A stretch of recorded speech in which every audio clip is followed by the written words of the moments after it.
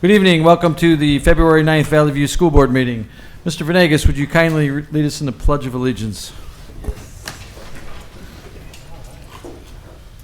I pledge allegiance to the flag of the United States of America and to the republic for which it stands, one nation, under God, indivisible, with liberty and justice for all.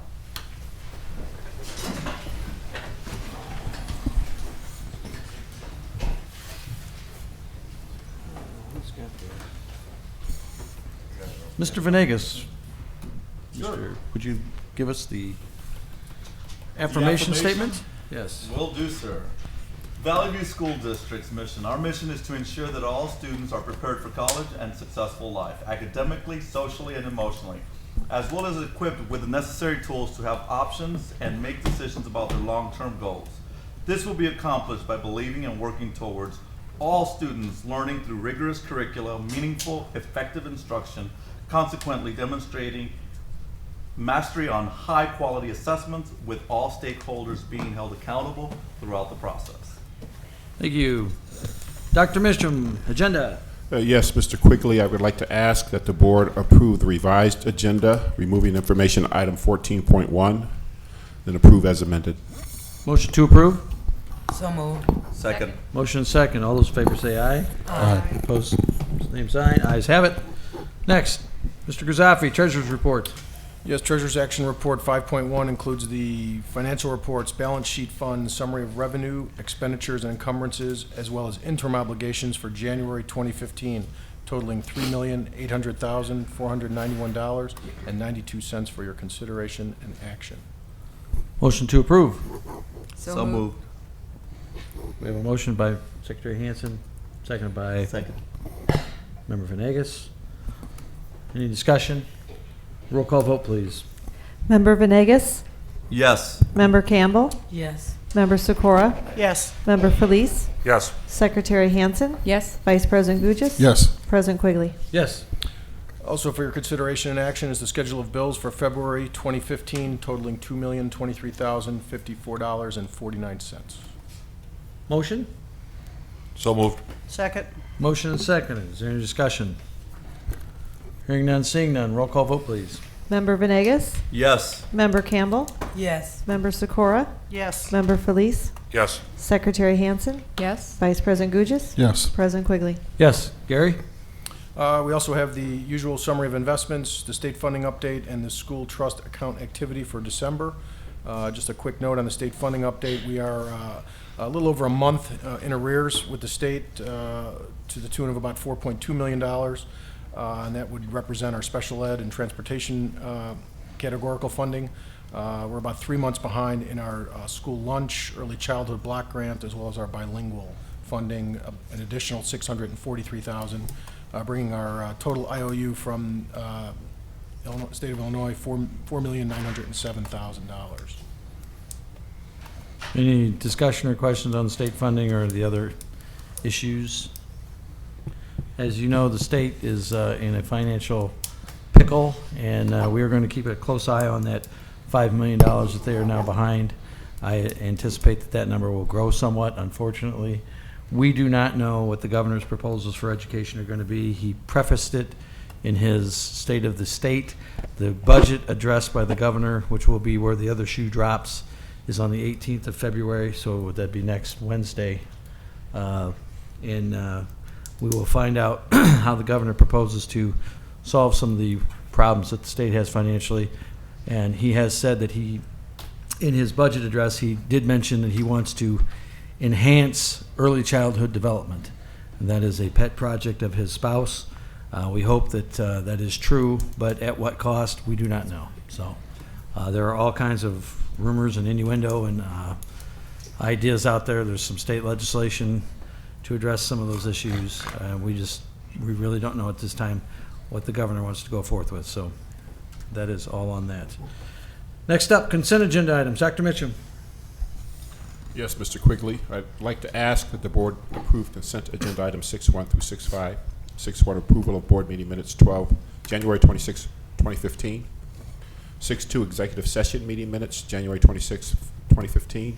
gifts for Jamie McGee Elementary School and Bolingbrook High School. 6-4 trips for Bolingbrook and Romeoville High Schools, and 6-5 student activity contracts for Oakview with Interstate Studio. So moved. Second. Motion is seconded. Any discussion? If not, roll call vote, please. Member Venegas? Yes. Member Campbell? Yes. Member Sikora? Yes. Member Felice? Yes. Secretary Hansen? Yes. Vice President Gugis? Yes. President Quigley. Yes. Student and staff recognition, all-state chorus. Come on up. We'll have Mr. Ben Williams from Bolingbrook High School, the Assistant Athletic Director. Thank you, Dr. Mitchum. Good evening, members of the board, President Quigley, Dr. Mitchum, members of the Administrative Council. It is with great pleasure that I get to introduce Paige Kennedy to talk about what the chorus group did at state, and then I will introduce the members that are present this evening. So Paige, if you want to come up and talk.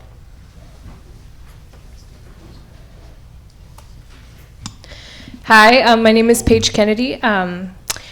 We had the privilege, Bolingbrook High School, the Sunrise Singers had the privilege of performing at the Illinois Music Educators Association Conference in Peoria about a week ago, and it was a big honor because only 5 high school choirs in the state of Illinois were picked to perform, so it was a really big honor.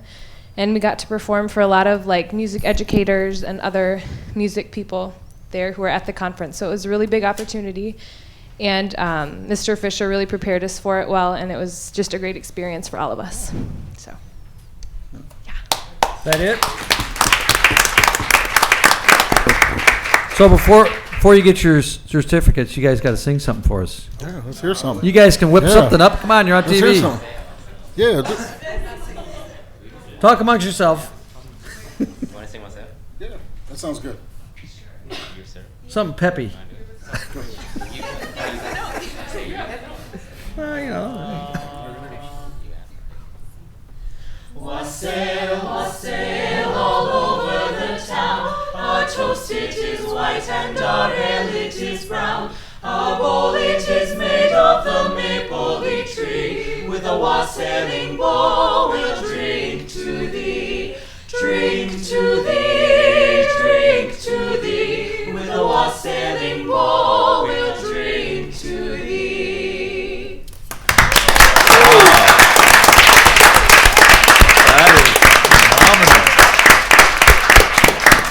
So for those of you who have not been to Madrigal, you missed that times 10. Outstanding. Thank you. So here we go. Jenna Johnson is ILMEA All-State Chorus and ILMEA All-State Sunrise Singer. There you go. Paige Kennedy, ILMEA All-State Sunrise Singer.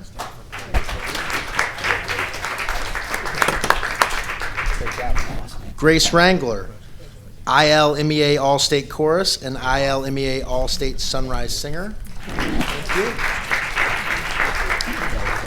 Rafael Gonzalez, ILMEA All-State Sunrise Singers. Here you go,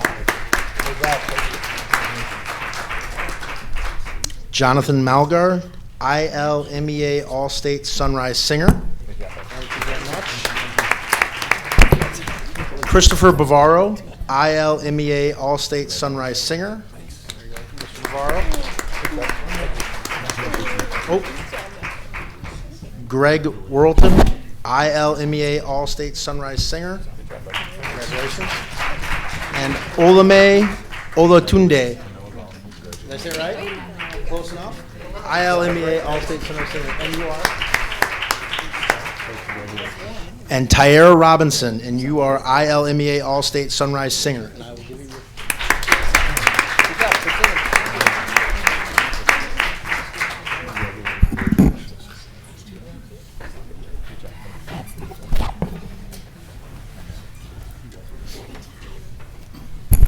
So what time do the Sunrise Singers meet? Sunrise, right? Yeah. 6:35. Outstanding. Mm-hmm. If you get there early enough, you get the donuts and the coffee. The jazz guys are probably out working on their saxophones right now. Next up, All-State Jazz Band.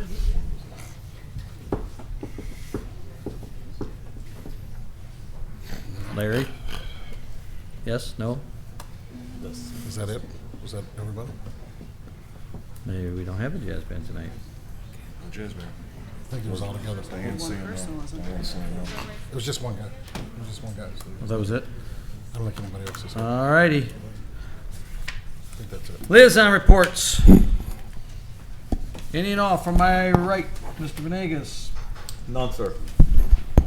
Member Campbell. No. We have another negotiating meeting tomorrow. We have our Wilco monthly meeting scheduled for tomorrow night. I'll have a report at our next meeting. I had a question, Member Felice. You had mentioned that the Wilco was looking at a increase in tuition cost, or from where you sit as our representative, is that something that you think we should support? Are you planning on supporting that rise in tuition, or not? I've had the chance. I sat on the finance committee for Wilco. I believe it's at a point there hasn't been an increase in tuition in almost 12 years, and Wilco offers a lot of tremendous opportunities and programs for careers, and it's something that can only help and is definitely a necessity for Wilco to keep moving forward. Do we have any numbers on what that'll what our? It has our not been increase? approved yet, but I can bring numbers to our next meeting. And I could give you information just about the projections. We currently have just under 400 students district-wide attending Wilco, and if we see a rate increase on a yearly basis, it would be about $38,800 increase per year. So over 15, 16, 16, 17, and then 17, 18, that amount per school year. But it hasn't gone up in 12 years. That is correct. Wow. Yeah, I mean, that makes sense. And if you haven't been there, I strongly encourage you as a member to stop by. They do a great job for the programs that they operate, so. I can't remember what day they have a meal that you can go to. Me and member Bull, Ronnie Bull went once. It was Last week? No, they have one like every week you can go to. They have like the students prepare a meal and you can go. It's like I was there I don't on know what Pizza day it Friday. is. What is? There it is. Second Wednesday. There you go. Moving down the agenda, audience participation. Is there anybody who wishes to address the board this evening? Seeing none. Action report, superintendent, student due process cases. Dr. Mitchum. Yes, I ask that the board approve student due process cases A through F as presented. Motion? Second. Motion and seconded. Any discussion? Hearing none, seeing none, roll call vote, please. Member Venegas. Yes. Member Campbell. Yes. Member Sikora. Yes. Member Felice. Yes. Secretary Hansen. Yes. Vice President Gugis. Yes. President Quigley. Yes. Ms. Kinder, Algebra 2. Yes, sir. Tonight we are seeking approval for the adoption of a new student course curriculum update, as well as the textbook consumable resource book for Algebra 2. This is to support our 11th grade Algebra 2 course. It includes the purchase of corresponding resources and support from Carnegie Learning. This course was previously called Advanced Algebra, and we are recommending the change to Algebra 2 to align with the PARCC assessment classifications. At the board meeting on January 26th, Director Christy Vey, along with 3 teachers from the high school and core content administrator, shared information from their perspective, and they had been involved in the committee work who are making this recommendation. Motion? So moved. Second. Everybody wants to make that motion. Motion and second. Is there any discussion? Any questions? Hearing none, seeing none, roll call vote, please. Member Venegas. Yes. Member Campbell. Yes. Member Sikora. Yes. Member Felice. Yes. Secretary Hansen. Yes. Vice President Gugis. Yes. President Quigley. Yes. Okay, action report 11.2. Tonight we are seeking your approval for the purchase of mathematics materials for grades 3, 4, and 5. We presented information previously 2 board meetings ago around this, and I'd like to invite our Director of Mathematics and Science for Pre-K 5, Adam Herder, to come up, and he, along with the team who've been very involved throughout the process, can share some additional information with you and answer any questions that you may have. Thank you all for being here. Good evening. Thank you for the opportunity to present again about the manipulatives purchase we are proposing. Again, it's for 3rd through 5th grade. It's materials that would supplement existing materials but not duplicate any current materials in any way.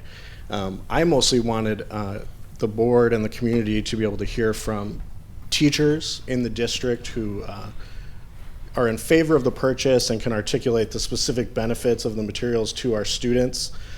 Briefly, I'd just like to discuss two pieces of information related to the purchase. The first is, and it's on the screen here, we have a significant plan to professionally develop teachers related to these materials to ensure that they're used to their fullest and most efficiently for student learning. It's a two-pronged approach. In the short term, this document is being provided to all teachers with video examples of each of the pieces of materials we're proposing to purchase, as well as specific lesson plans and online versions that can also be used in conjunction with the smart boards in each classroom. And on a longer term basis, we will be actually pushing into the classrooms to work with teachers directly on specific strategies that they deem areas of need for further professional development. But most of all, I wanted to highlight the amount of teacher input that went into the decision to propose the purchase in the first place. Several committees over the past 2 years who've learned about Common Core mathematics were professionally developed using these materials and have indicated their benefit. We also have a math pre-committee of teachers currently from K through 5 who all recommended that these would be materials that students could benefit from as well as our science pre-committee in advance of the next generation science standards, which is coming in future years. They've identified the measurement tools in these manipulatives as well as something that would be important. But most of all, I do want you to be able to hear from teachers, and first we have Jen Azure from Independence, and she's a 3rd grade teacher.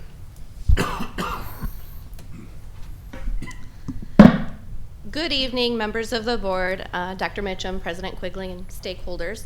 Like Adam said, my name is Jennifer Azure. I'm a 3rd grade teacher at Independence. In my classroom, the manipulatives that we currently have supplement my teaching from time to time, but my students have missed out on their own 100 bead frames. After meeting with Angela Andrews, who's a firecracker, our district's math consultant, as part of the 3-5 foundational math group, and hearing her exciting stories about her young granddaughter decomposing multiplication problems on the 100 bead frame, I was ecstatic to get my own in my classroom. I have only one in my classroom, which I've used whole group and small group to demonstrate concepts, but my students have had limited access to explore it on their own and actually touch and move the beads because there's only one. While having one in the classroom helps me demonstrate those basic concepts, the deeper digging and the fluency that comes with exploring those concepts on their own is missing. With consistent practice on their own, kids start to visualize the 100 bead frame, which leads to more fluently knowing their facts and manipulating the numbers in their heads, being able to decompose and learn the distributive property of multiplication. This is not something that can be done by sharing with a partner, and certainly not something that can be done as a whole group with one frame. The kids need to explore on their own before they can participate in deep debates with a math partner or in a small group or whole group.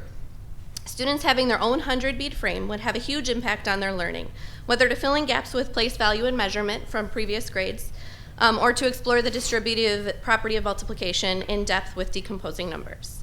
I strongly feel that our kids deserve to get their hands on these amazing tools. Thank you for your time. Thank you. Good evening. My name is Andrea Anderson, and I teach 5th grade at RC Hill. Manipulatives in the classroom are essential to being an effective teacher. There's 8 mathematical practices we know of. First one, of course, being make sense of the problem and persevere. One of the hardest things to do in mathematics is to persevere through the problem.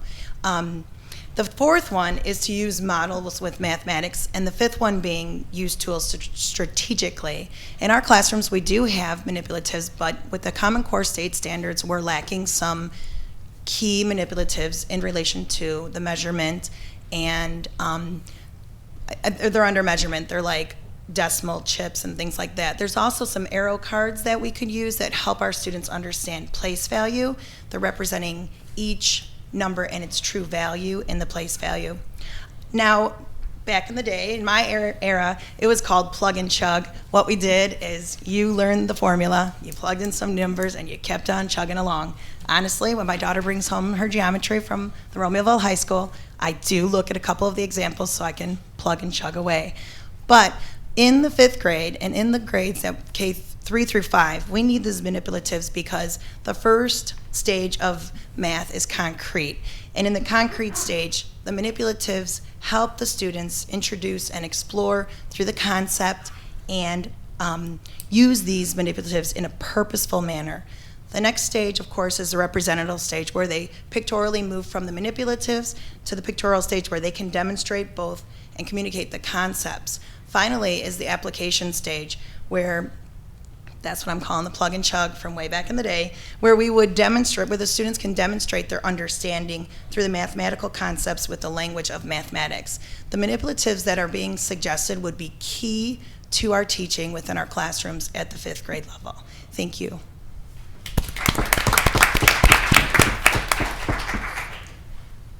Hello, my name is Margie Schneider. I'm a 5th grade teacher at Jonas Salk. I'm just here to basically reiterate that we need these manipulatives. The balances and weights would help to tie mathematics in with science instruction. These manipulatives would help us with the STEM that is so much part of Common Core, and also with the next generation's science standards. Lastly, these manipulatives will help us with those next generation science standards, so we'll be ahead of the game as well. Thank you very much.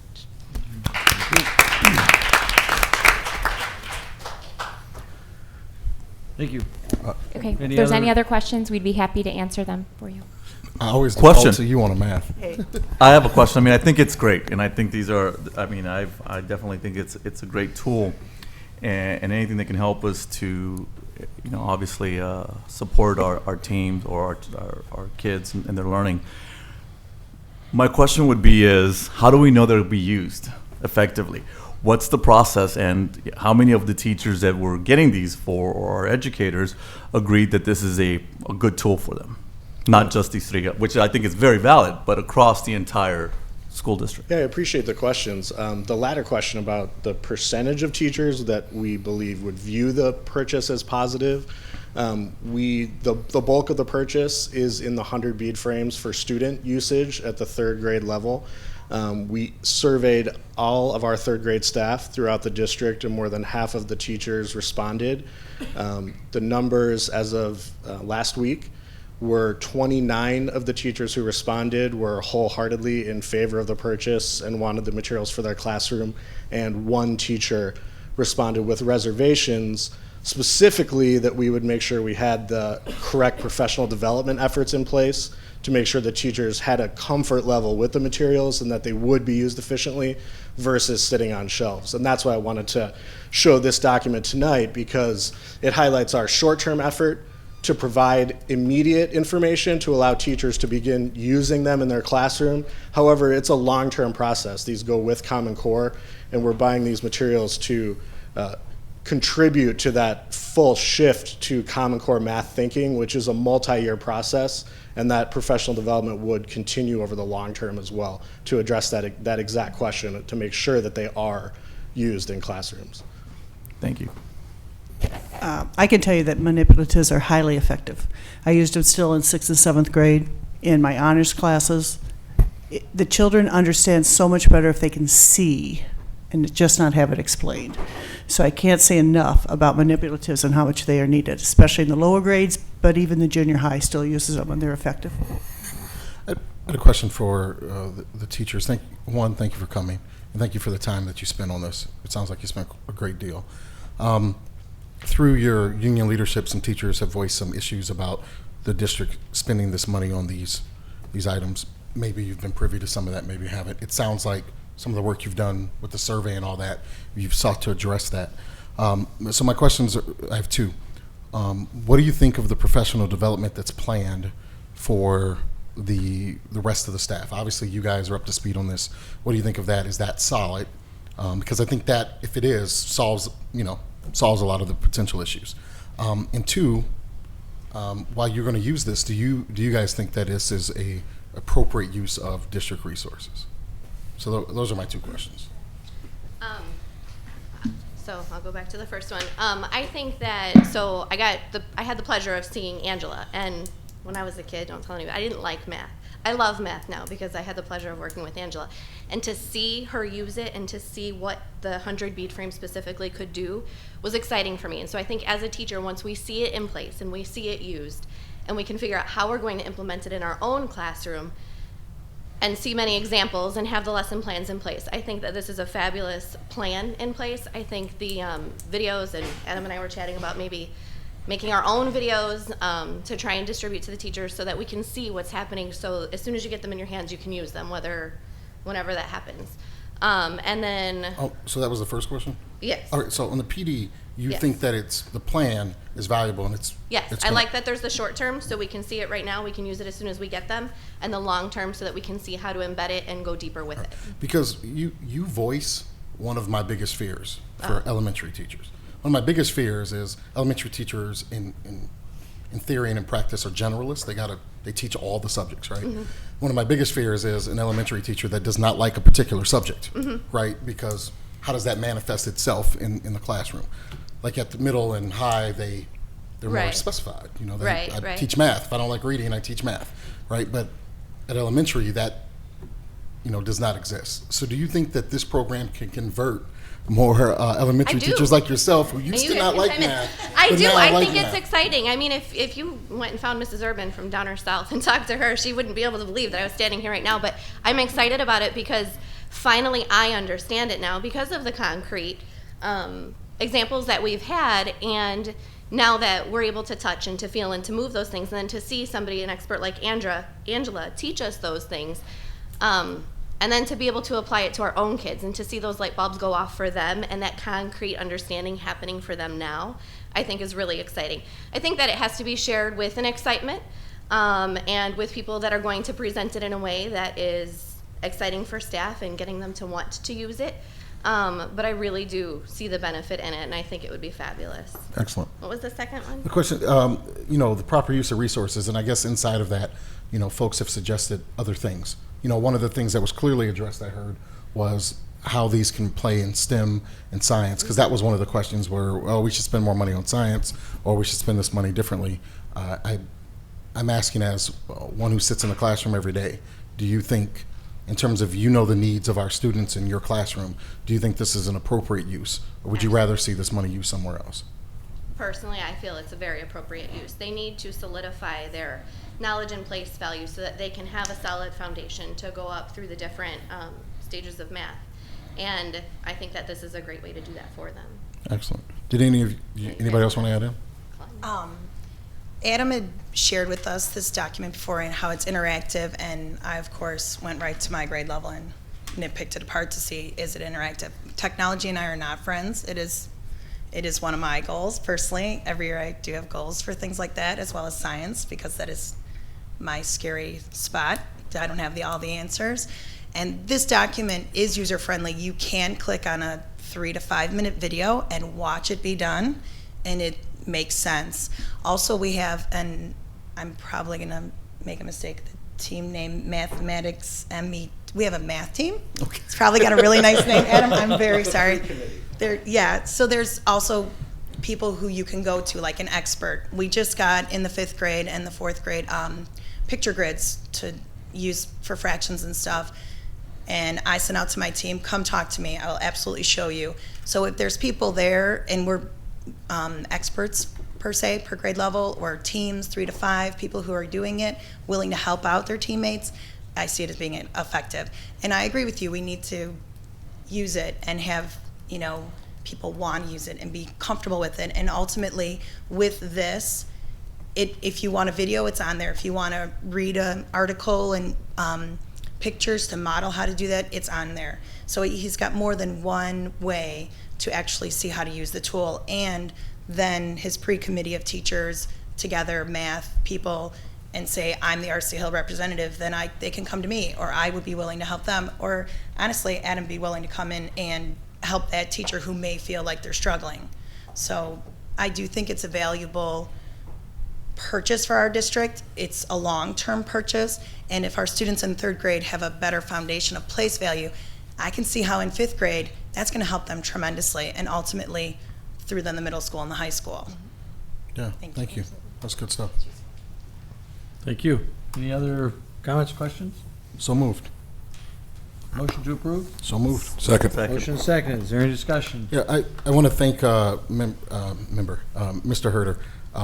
There was some pushback from union leadership, and there were some concerns, and you took it to the teachers, you took it to the street, and got dug in and with your team, and I really appreciate that. I think that means a lot to staff to have their voice heard, and then for the administration and you guys to go out and say, hey, this is what we're doing, this is why. And I think when that communication happened, the feedback's been positive. So thank you guys for that, because I know that was extra work.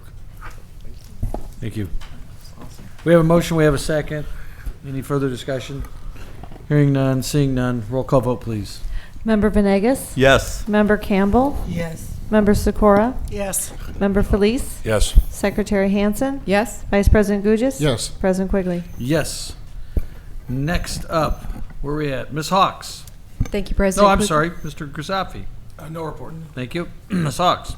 Thank you, President Quigley. Action Report 13.1 this evening is the Consolidated Action Report for Certified and Classified Personnel. We're seeking your approval on 13 items for certified, 26 for classified, 2 for administrative certified, and 1 for administrative classified personnel. Motion? So moved. Second. Motion and seconded. Any discussion? Roll call vote, please. Member Venegas? Yes. Member Campbell? Yes. Member Sikora? Yes. Member Felice? Yes. Secretary Hansen? Yes. Vice President Gugis? Yes. President Quigley? Yes. Action Report 13.2 this evening is request for your approval on job descriptions for reorganization within the technology department. This is the technician level 2 enterprise support, the application support, developer programmer, digital learning analyst, and digital learning specialist. Motion? So moved. Second. Motion and seconded. Any discussion? Yes. Director Hawks. I really appreciate that in every job summary, and it seems like it gets more in depth and better each time, is directly how this will impact students, even if their title is Application Support User Interface Developer Programmer, which may not on its title let us know how it affects students, but you very clearly, pretty early in the job summary, describe the ways in which it will. Students with a creative and innovative learning process, students with opportunities to access, process, evaluate, and analyze.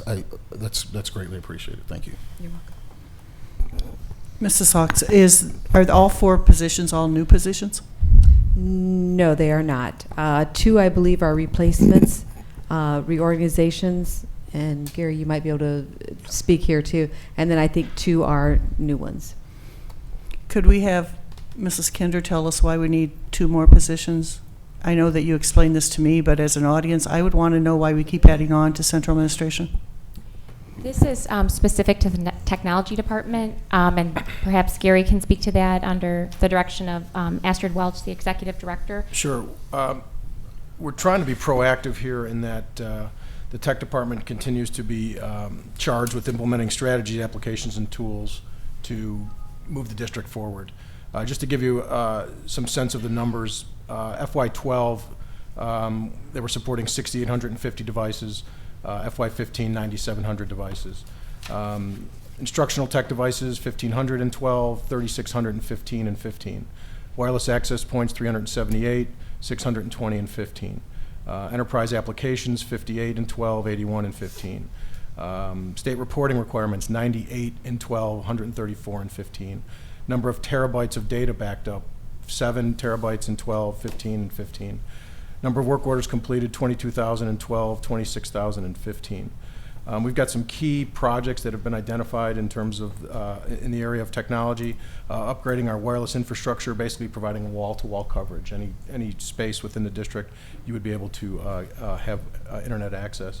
We are long overdue for new student finance and human resource information system. The system that we have is very antiquated. While it still serves our needs, it is time for us to move forward in that regard. A learning management system to meet the needs of students in the 21st century. Support for digitizing the curriculum, something that certainly we recognize is out there. While we have not jumped in with both feet, we do feel that it's something that is inevitably going to show up at our door. And certainly bring your own technology or a one-to-one initiative, whether we provide that for our students or we allow our students to bring that to school. We recognize that we're going to be tasked with supporting that operation. And so, again, just trying to be proactive, manage all that technology is tasked with. The job descriptions that you're being asked to approve will be funded with savings from the 2 positions that are being reclassified, along with budget reductions within the department. When Ms. Welch came to me, I said this has to be a budget neutral proposal. We cannot take anything forward that's going to cost the district any additional funds. And so that's what they did. We worked together to see where we might be able to squeeze some dollars in order to afford having these positions created. And I can also add from the Educational Services Department perspective, she has worked very closely with us, and it's been a true collaborative effort in their interface with educational services, so specifically curriculum and instruction and assessment. And after spending much time collaborating, I fully support these shifts because it's directly impacting that instructional piece and the teacher support. So that's where the connection comes in. You and I had talked about this before, but I think as we a had talked about something a little 2 other positions that Sure. were, yeah. And I think sometimes the public needs to know why we keep adding on. You know, I can discuss it with you, but nobody else out there knows what's going on, so I appreciate it. Thank you. So, did I hear right? Did you say it was budget neutral? Well, right now, this is just positions. There are no bodies currently, right? So this is budget neutral, is that what you? Correct. All right. You know, I spent a lot of time with the technology department, and at some point, this board and this district and community is going to have to grasp onto the fact that we're going to need to support this technology, and it won't be budget neutral. Going to some nearby districts when a recent technology seminar was held by the National Association of School Boards here locally, and I got to visit some of the high schools. We are high schools that are significantly smaller student body than us, have 3 or 4 dedicated personnel to technology. I hear tonight earlier that we have folks in our district who, are still, not comfortable with technology. When I ask technology, where would these extra bodies be? They would be to support our staff and feeling comfortable with technology. So while this is budget neutral and that's great, I think we're going to have to face the reality that as we add technology, whether it is hardware or software, that at some point soon, that is going to mean that we have to add people to that. I think it would be best, as we do, which we haven't done well in the past, to try to keep the hardware and software costs low. We haven't added in those soft costs of the personnel to support it. I think a wise thing to do as we move forward would make sure to, come up with a formula that, hey, this is going to require this much additional soft cost, because as we do that, we're just not able to support these things as well as we'd like to. And then ultimately that means we're not able to support staff who don't feel comfortable with it and students who don't feel comfortable with it as well. So if you have questions in detail about that, we can get anybody who wants information on that. But our staff, for the number of students in technology, is woefully behind in terms of numbers. So it speaks highly to the work they do, but at the same point, that is an area that requires some investment from this district sooner or later. Any other discussion? Motion to approve. So moved. Who did it? We have a motion, I'm sorry. Roll call vote, please. Member Venegas? Yes. Member Campbell? Yes. Member Sikora? Yes. Member Felice? Yes. Secretary Hansen? Yes. Vice President Gugis? Yes. President Quigley? Yes. Dr. Mitchum? Or Gary? I think that's me. We've got a vehicle replacement information report for you to peruse. It is replacing a 97 Ford F-150. I'm sorry, I think the generators are first. We removed that. I'm sorry, I missed that. Yep, there you go. Anyway, we are recommending, not this evening, but should you be comfortable with us moving forward with the recommendation, replacing a 97 Ford F-150 4x2. Been in service now for close to 15 years. 17 years. We did receive 3 quotations and are recommending the lowest bid, or will be recommending the lowest bid. In our recent snowstorm, we've had 3 plows give us some concerns. We've got a 99 that had a broken blade and a cracked frame. We've got a 95 that's still in service that had a transmission that went out. And this particular vehicle that's being recommended for replacement has had a slipping transmission, antifreeze leak, loss of oil pressure, and starter is starting to go out. So the men in the maintenance department do a fine job in keeping these vehicles roadworthy, but it comes a time when their time is up, and so we'd like to go ahead and replace this vehicle at our next meeting if you are comfortable with us doing so. Thank you. Couple questions. We replaced the vehicle last year? We did. Okay. And at that time, we talked about replacing 2 vehicles with the idea that we'd be able to plow the snow at Bolingbrook High School ourselves. I think that was getting us closer to that. I don't think both were going to be where we were going to write off the contractor that we currently use. Yeah. So how many vehicles do we need to purchase? What else do we need to purchase to be able to no longer? I'm going to ask Mike Lopez, the Director of Facilities, to respond to that. My name is Mike Lopez, Director of Facility Operations. If you recall, about a year ago or so, we presented a information report that included several steps involved in getting closer to plow Bolingbrook High School. It included a salt dome, putting a salt dome on our site to have our salt stored. And we talked about that being that we weren't going to spend hundreds of thousands of dollars for a salt dome when we were perfectly capable of using the city of Romeoville's salt dome. And that was one of the things that you're asking, getting us closer to plowing BHS. Another thing was purchasing a skid steer that would allow us to have a plow box on it to plow that site, as well as a loader, and that could be a rental loader, and then as well as one more pickup truck. So we're still a couple of vehicles away. Is this the pickup truck in that? This is one of them. So this is why this is a struggle for me as we were talking about spending money. I struggle with the idea that we're going to replace a truck that does not plow snow now. We're going to replace it with a truck to plow snow, but we're not ready to plow that snow as of yet. And we're going to buy a plow to go on the truck that we're not going to use to plow yet. I struggle with that. I struggle with why we're buying a snowplow truck, even though we're not fully ready to do that. I'd be more comfortable if you said, this is what we need, and then This is what we're gonna do. And then we're canceling the contract. And then we have that offset. But we're buying a snowplow truck to replace a vehicle that's not a snowplow truck, but we're not ready to plow the snow. I can clarify that. We've got a 95 that does plow. We've got a 99 that does plow. The department recommends a vehicle to go out when it brings a vehicle in. You're correct in that the 97 that's being replaced does not plow, but we've got 2 vehicles that we could easily bring to you as a replacement, but they're in a bit better shape than that 97 we're asked to replace. And so as those vehicles go out of commission, that puts us at a disadvantage when we get hit with snowstorms like we just had. So I guess I'm still lost, though, on we're adding snow plowing capability, because that we don't currently have. We'll have one additional plow than we currently have, correct. But we're not adding to the amount of snow that we actually plow. Actually, we are adding to the amount of snow that we're plowing. Last year, the truck that you mentioned that we replaced was truck number 17.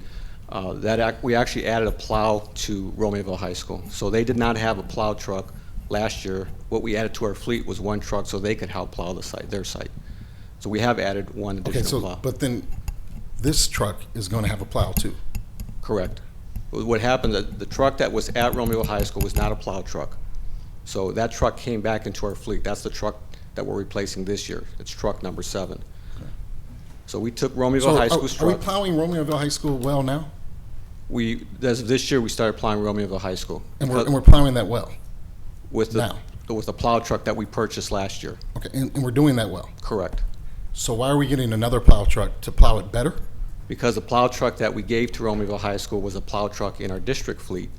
We gave them one of our plow trucks. I get that. So we plowing the snow at Romeoville High School in the district well now? Because we don't have this truck yet. Are we plowing it now well? We are plowing it well now, but we are just barely maintaining our vehicle fleet. All right. So we're plowing the snow well now. Fine, let's get a vehicle, but why do we need a plow vehicle when we're currently plowing the snow well? It's like if I'm using 2 shovels, right? Why am I getting a 3rd shovel if the 2 shovels is getting it done? There's other components to why we're adding these vehicles as we are. When we add a vehicle, we're also able to put what's called a V-Salter on our truck. So in this particular case, we're going to be able to add another salt box onto our truck, which gives us more capabilities to salt our sites. So we're going to do it better. Yes. But We're- currently we're doing it well. I guess what I'm saying is now when we were talking about the math manipulatives, we have need, versus like want. And this feels more want to me, if I'm honest. Like, especially the plow portion of this truck, if we're not prepared to go plow Bolingbrook High School.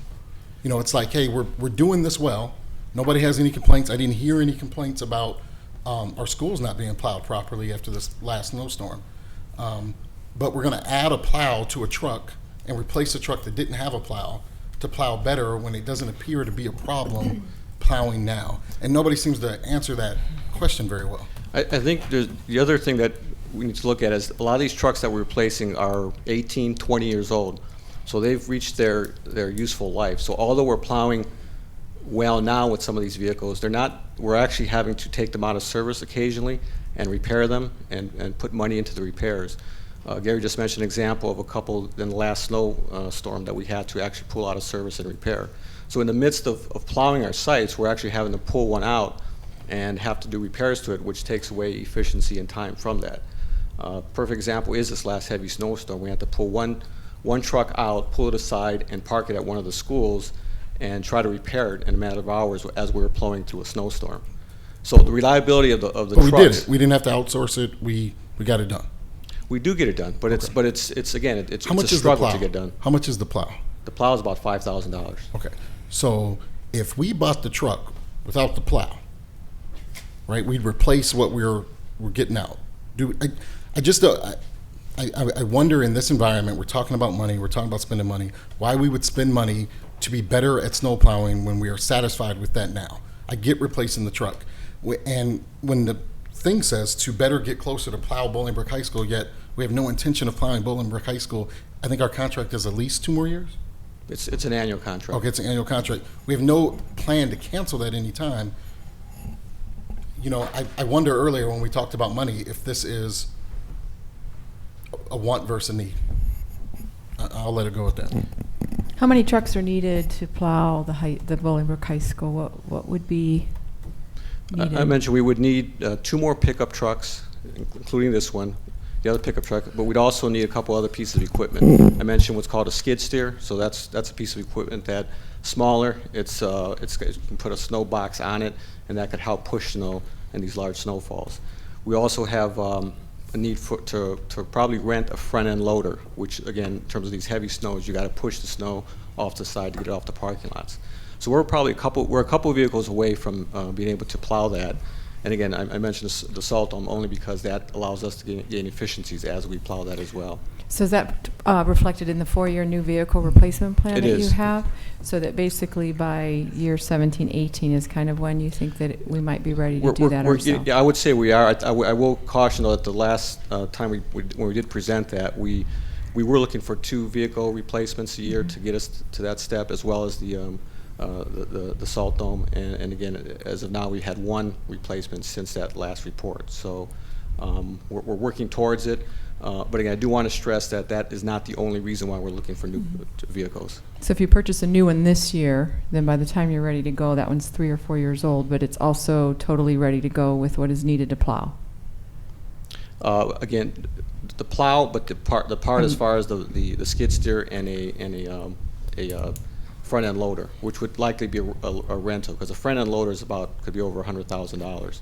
So we're looking, and we wouldn't use that all year long. So we're looking at that being a rental piece. Wouldn't it be a more efficient use of funds to replace the truck and buy the plow when we're prepared to plow the snow at Bolingbrook High School? Rick, again, plows go down. The plow itself breaks on us. I mean, when you're plowing, it catches, it bends the frame, and that could happen in the middle of any snowstorm. What we try to do is to have a plow with the plow truck ready in a situation like that. Our guys are out plowing as early as midnight on the night before a snowstorm, and they're using every bit of 7 to 8 hours to get the schools ready for start at 7 o'clock in the morning. And that's a crew of 20 guys plowing through the night at 19 sites. If one plow goes down, that has a huge impact on their capability of clearing sites that morning. I'm not questioning our employees' dedication or that. I'm questioning buying an additional snowplow truck when, from all everything that's been said, we don't have an issue plowing snow currently right now. I get you that you're painting a scenario where it can be difficult, but teachers have been working without math manipulators for years, and that was a less than ideal situation. We have lots of places, I think, in our school district where it's maybe less than ideal. And, you know, I just don't fully understand purchasing. We're happy with what we're doing on Plowwise. We want to plow Bolingbrook High School one day, and why we would pay for something now that we're not going to use now. The plow will only get old and have damage, and so by the time we get to plow Bolingbrook High School, we may need to replace it again, the plow piece. So question on that, I guess, versus a comment is, can we afford not to buy this truck? Or are we buying it because we can buy it to replace this other truck? Actually, I think that's a good question. I'd like to answer it this way. When we started doing this 4-year plan, actually probably 20 years ago, the intent was that we replace 2 vehicles a year. Now, we do have approximately 40 or 50 vehicles in our fleet. Those aren't pickup trucks. Those are about 20 to 21 pickup trucks, but we also have, like I mentioned, skid steers, dump trucks, mowers, wide area mowers. So there's a whole fleet of vehicles. If you look at replacing one vehicle a year, or even no vehicles a year, on 40 plus vehicles, that means your cycle of replacement is 40 plus years for any one vehicle. I'm not sure anyone has any vehicle that's 40 years old that's usable and functional. So part of the reason for the replacement cycle at 2, we actually ask for 2 a year, is to allow us to maintain a cycle of about replacement at least 20 to 25 years, which again is an extensive amount of time for a vehicle. So the other reason to replace these is to keep up with our replacement, our long-term replacement plan for the district. I have less of an issue with the truck, even though it is a 97, it only has 60,000 miles on it. I have more of an issue that we're buying additional snow equipment to put on the truck that does not exist currently on the truck we're replacing. On the truck that we're replacing, got it. But you will use the snow equipment on the truck in some capacity. Absolutely. We're every time we add a piece of equipment on You there, are using it. We're increasing our capability, and again, getting closer to being able to do the entire district. And we show on our bills this time, like $16,000 we paid out for snow removal, right? So that would be Romaville and Bolingbrook High School? Just Bolingbrook. Just Bolingbrook High School. Just Bolingbrook High School would pay out $16,000. Is that every time they plow, or is this for the whole year, or? I'm not sure exactly what the bill detail is. That's for we pay them on occurrence. So every time they come out, there's a cost to that. We've been averaging somewhere between $60,000 to $90,000 a year for them to plow, for a contractor to plow Bolingbrook High School. That's 17 acres of land. That comes out to about $5,000 an acre to plow. So the sooner we can plow it. We can plow for between $1,000 to $2,000 an acre. But understand that this truck will not make that cost any lower next month, a year from now, a year and a half from now, 2 years from now. We will still pay $60,000 or $90,000 to plow Bolingbrook High School. I would almost rather they come and say, "This is what we need to plow it," and then we're canceling the contract. But we're gonna invest in a plow, and that bill would still be the same. Well, I guess I can see that, but I think that we still need to be on a plan to move towards that. And if it's a 3 or 4 year plan, then we need to do that. And looking at what needs to be replaced, when you take a look at 5 of our vehicles are 99, 98, 95, 90, 97. Right. We've got to move towards that. And as long as the equipment is being able to be used presently and start moving some of that, I don't see the problem in doing that. I've also got repair tickets for the next 6 trucks that are scheduled for replacement on our 4-year plan, and we're spending the last 2 or 3 years between $3,000 to $7,000 for repair parts on each vehicle. So you're talking about transmissions going down, brake jobs, starters, multiple things go down with our equipment, and those are fairly decent numbers because our guys actually are mechanics and they replace some of these themselves. So we could be doubling on some of these costs by virtue if we had to send them out to the shop every time. So the fact that our guys are working on them and maintaining them, I think, is a testament to them also trying to maintain the longevity of each of these vehicles. I don't have any issue buying the truck. I just don't understand why we buy snowplow equipment to do what we're existingly doing. Any other questions or comments on this? Is this an action item? This is just informational? Thank you. Information. If anybody has any questions of Gary or Mike after this discussion, I'm sure they'd be happy to answer them. So, thank you. Thank you. Thank you.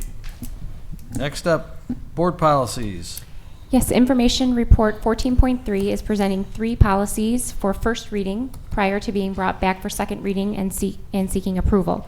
First is under Personnel 590, Abused and Neglected Child Reporting.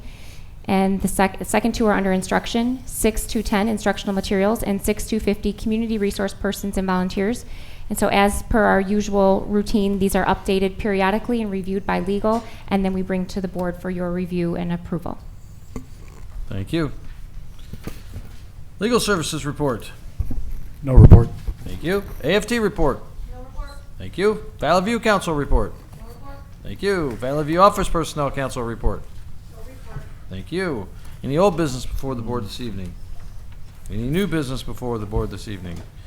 Any questions of the board of actions we have taken this evening? Questions from the public. You said board. Any questions of the public? Thank you. Any announcements by the board members? Anyone? I do. A couple things for the board members. Tonight I gave you the form for the evaluation of superintendent that we talked about in December. I'd ask that you look at that and email me to let me know your concerns or how you feel about that, so that then we can kind of get together and decide how we're going to do that. Just email me individually, and then I'll meet with Steve and go over that, please. The other thing is, in March 27th, the Valley View Educational Enrichment Foundation will have their annual dinner to raise funds for the grants for the teachers, so I ask that you start marking your calendars and save that date for us. Member Sikora, can I ask one thing on the superintendent evaluation? Can you work with Luke too to see how this is in compliance with what's in the current contract? Luke and I have already talked, Okay. and he's already checked on some things for me. Good. Luke, it's good to go, this form? I haven't seen the form yet. We talked about general requirements for how often superintendent should be evaluated and what the evaluation can contain. I still need to look at the form. So okay. I think she's passing you a copy. Thank you. Any other reports by the board members? I have one announcement by the board. The Bolingbrook Lions Club is hosting a Beeper Baseball fundraiser. Anybody who doesn't know what Beeper Baseball is, if you've never played blind baseball, and I played baseball for many, many years, it's a different story when people who are actually blind are playing against people who are not, and you have to wear a blindfold. It's an incredible thing to see. It's a great event. Their teams come from all over the country to participate in this, and this is their fundraiser to support this. The event is Friday the 13th at the Levy Center. There is a DJ that starts at 7 o'clock, and at 9 o'clock there is a band, a country western, country rock band. I'm not really sure. I've not heard them, but I've been told they're very good, called Bella Kane. There's a cover charge of $10. It's actually $15 at the door. However, I have a handful of those tickets in my hand, and if you promise to go, I have purchased those tickets, and if you're sitting out here in the audience and would like to go, I will give you a couple of tickets, and you can bring your significant other or your whoever you go see country music with person. That's at the Levy Center. They will have food for purchase and what have you, but it is to support the Bolingbrook Lions and the Beeper Baseball event that comes up in this I think it's in early June is when the tournament is. And if you haven't seen that, you need to go do it because it's something else. And they always need volunteers for that. And it's a lot of fun. And you think you can do some things and try to swing at a baseball that's being thrown at you. And you can hear it, but you really don't have an idea where it's at. So it's kind of fun. But when you see people who are professionals or whatever they are, people, they're professional Beeper baseball players, but those who play it on a regular basis, it's an incredible thing to see. So, and also congratulations to Humphrey Middle School, who is going down to Thursday, correct? To hopefully win the state championship in 7th grade basketball. And on what night is it, Mr. Pascavage? The Wednesday night, the 8th grade team plays for the chance to go to state in basketball. If that's not correct, I believe it is. He's nodding his head in approval. That's all I have. I want to thank Principal Pascavage. He did a reach out to his students and trying to connect them to colleges, and he reached out to colleges across the nation. And I know that I got an email from him one day, like, what college did you go to? And I told him I went to University of Dayton, and sure enough, he reached out to them. And tomorrow I'm meeting a kid at his school to give them some stuff the University of Dayton sent to his school and to pass that out. And I know he's done that numerous. I've seen pictures of other folks doing that. So thank you for taking the time to do that. And I think that's, I think I'm more excited about it than I'm sure the kid is, but whatever. It's very cool. And of course, the Eastern Illinois Panthers are well represented at Jane Addams, because there's 4 or 5 staff that went there as well. Any announcements by the administration? No announcements. Any announcements by the public? Motion to adjourn would be in order. So moved. Motion and second. All those in favor say aye. Aye. Opposed, same sign. The ayes have it. Have a good, safe evening. Stay warm. Yeah.